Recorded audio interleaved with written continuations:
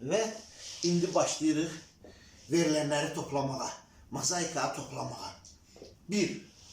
Antarktidada buzlaqlar rast gəlinir ki, YouTube'da baxa bilərsiniz. Mən bilmədiyim şey haqqında heç vaxt danışmıyorum.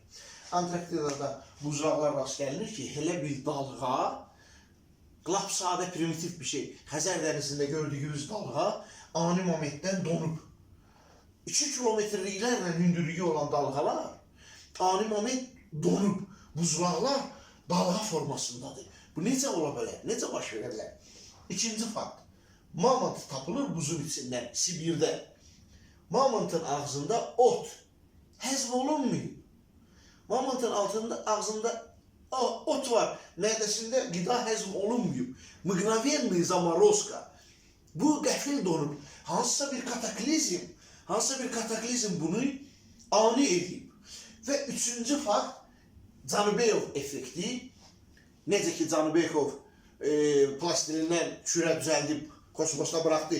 Gördü ki, kürə də fırlanır, sonra akrobat taşır, sonra yenə də bir də akrobat taşır və kürənin oxu 3 dəfə öz istiqamətini dəyişmiş olur və həm dəhşətli, həm də maraqlı fakt. Bu yer kürəsinə də aiddir.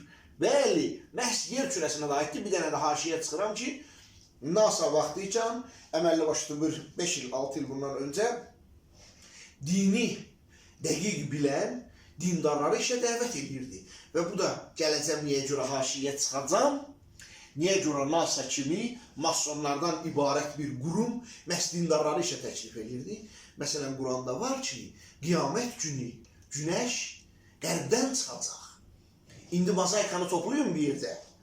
Yer kürəsi fırlandı, bir dəfə çevrildi, sonra yenə bir dəfə çevrildi, istiqamət oxun dəyişdi və tapılan mamontların axırıncı buzlaq dövrünün 12 min il.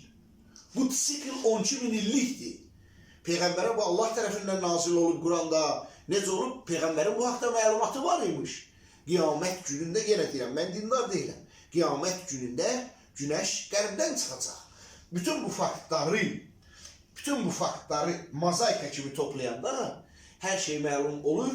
Çalışacağım, güc toplasam 4-cü də bir də hissə danışım bu haqda qısa xülasə kimi ki, bitirim bu mövzunu.